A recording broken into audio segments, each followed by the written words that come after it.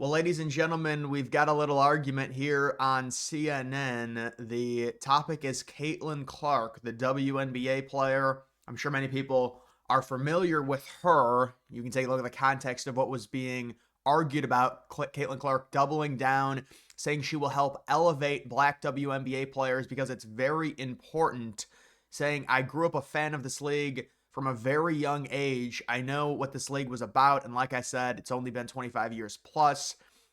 Clark was asked about race, gender, and sexuality. Sexuality. This woman plays basketball. They're asking her about sexuality. Specifically, comments about from Megyn Kelly. All right, well, let's see what Caitlin Clark has to say here, and then we'll go to the Scott Jennings thing. Yeah, you know, your announcement for Athlete of the Year, like tremendous, incredible positive feedback. That's what we've seen across the board. There's always going to be some negativity. And I feel like you have had to answer more questions than anybody about the intersectionality of race and gender and sexuality in race, gender, sexuality. The woman's a professional female basketball player. Why are we asking her those things? I don't understand this. Sport. Because of just who you are and you represent the growth of this thing. And by the way, we're going to add context. I'll let it play. Earlier today, Megyn Kelly, she was saying that you were apologizing for your white privilege and the fact that you wanted to uplift black female athletes and make sure that they were getting the shine, kind of like your pioneers were getting the shine that they deserved. What it basically is it's Caitlin Clark being forced to apologize in a sport where she's a minority. Caitlin, you look at the WNBA, I don't know how the percentage of white female basketball players there are, but it's like 10%. So it's a very small percent, or maybe it's a little bit higher than 10%, but it's the vast majority are black women. So Caitlin Clark is apologizing for her privilege in a sport where she's a minority. And I just want to know how you feel or how you respond to some of those criticisms when you have to deal with something that it's really not your problem. Like, I feel like it's them looking in a mirror a little bit, but it still comes down on your shoulders. I feel like I always have had really good perspective on everything that's kind of happened in my life, whether that's been good, whether that's been bad. And then obviously coming to the WNBA, like I've said, I feel like I've earned every single thing that's happened to me over the course of my career. But also, I grew up a fan of this league from a very young age. Like, my favorite player was Maya Moore. Like, I know what this league was about.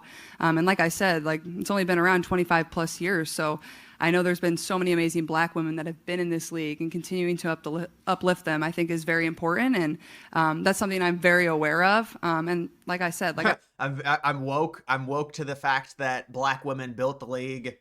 But to be fair to Caitlin Clark, you can tell she's kind of going through the motions when she's talking like this. Like, it doesn't really seem like it's almost like the league is majority black. If you guys know the story of Caitlin Clark, she came in as a rookie. They bullied her. They were jealous of her. And so it's like she has to do this. It doesn't really seem like she's this true social justice warrior. This kind of feels forced to me in listening to this. I try to just be real and authentic and, you know, share my truth. And I think that's very easy. Share my truth. It's all the buzzwords. I mean, it just doesn't seem, it doesn't seem authentic. She talked about being authentic. Let's get to this. This is the real stuff. This is Scott Jennings against the full, I don't know if it was a full female panel, but it's. Why is she being bullied? Why is that wrong? Why is she being bullied for acknowledging something that's smart, truth, and factual? Well, a couple things. Number one, whether you're an athlete or anyone else, if I hear you use the phrase "my truth," I immediately then discount everything else you say, because there isn't my truth or your truth. There's just the truth. And when you start, well, it was also a weird use, like what is it? Your truth. What do you talk?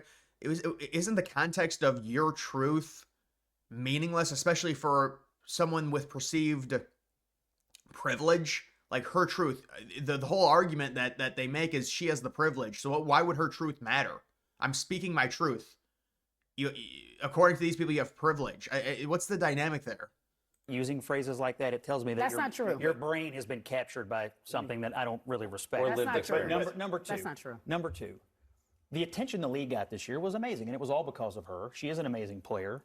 The arenas were full when she played in them. The TV ratings were up when she was on television. That's undeniable. But, the league still lost like $40 million this year. Oh. And it's never made money. And to me, when you're talking about having respecting people who built something. What did they build? A league that loses money every year? She has the capacity. What do you mean? To What do they build? What do you mean? What do they build? What kind of a business did they build? The reason A losing one. why it's still up and still running, whether it's losing money or not, is because of the NBA. The NBA subsidizes it. This is well known. A lot of people say this. because of these black women who are in this. Isn't it because And of the so, investors? no, No, Scott, stop it. You could argue it's because of black men, actually. Because it is subsidized by the NBA. That's the reason it's still up and running. It's not. It's not. I was in Dickie's arena. Who pays for it? I was in Dickie's arena. Let me just tell you. It says more about the people who are getting offended by it Yeah. than That's what I just her. said. I think they're just disappointed that she appears to have been captured by the woke mob. You don't like She's the like word. being Here's racial. the Hold on one disappointment. Here's the Like being disappointment. racist the white and privilege. saying- Hold on one Let him second. articulate this. You know, one of the funniest things to do with liberals and gets them so mad? Just call anything you don't like woke. And they're like, oh, you need to define woke. What is woke? Just call anything you don't like woke. And anything that's like related to race relations and things like that. Well, listen, I think the true definition of wokeness is white people being forced to apologize for some perceived advantage that they have that's really made out of thin air based off of history. That's really what wokeness has turned into. It's a forced apology from white people and like, oh, we have to balance the playing field like it's not already balanced. I feel a little bad for her because she's going to learn that it will never be enough. No matter how much of the phrasing, no matter how much of the groveling you do, it will never be enough for the people in that league that hate her guts. It Why will do never you satisfy. assume They hate her that guts. Why do Yes, you they assume? They did hate her. They were very jealous of her. He's right on that. There was a lot of clips. I remember seeing that. Now, you'll forgive me, I don't watch the WNBA, but there were a lot of clips of her getting bullied. And it's like, well, you're a rookie, but it was even more than that. She's the #1 pick. And here's the other context with Caitlin Clark. By far the most popular player. They say, oh, it's white privilege because she's white and relatable to white people. And they've got money, so they spend money on her and they go to the games and everything like that. Though Caitlin Clark was the best female college basketball player, at least scorer, that I think ever. And so it's not like Caitlin Clark averaged 18 points a game in college. If she averaged 18 points a game, nobody would care. There's a lot of white women in the WNBA that don't have the Caitlin Clark level of fame. It's because she's averaging like 30 points a game. It's historic. And so that's the reason people focused on her. And then they say, oh, it's just because of her white privilege. I know she actually said in that other clip, she said she earned everything that she got. But it's like this idea that she just averaged 18 points because she's a female doing it. She's white. All the white people are going to her, and that's the only reason she has all the ratings is because she's white. No, it's because she was the #1 overall pick. She had a historic rookie season, and I mean, she set all the records at Iowa in college, and that's the reason people started paying attention to her. There's a lot of white women that play college basketball, the WNBA as well, and they don't have the same level of anywhere close to the same level of press. She elevated the league single-handedly and sold out. They actually had to upgrade the arenas. With the WNBA, they play at the smaller arenas, but for Caitlin Clark, they had to upgrade to like the NBA level arenas where it seats like 19,000, 20,000. Assume They that do she not. is trying to pander. Isn't it also Because I hear the Scott- language. It's Scott, the language of the pander. Scott, I listen. hear the phrase white. Well, it's not even just the language. She sounds like just like a robot while saying it. Like it's like she's being forced to say it because for her own good, it would be better because she's in the WNBA, she's a minority in that league.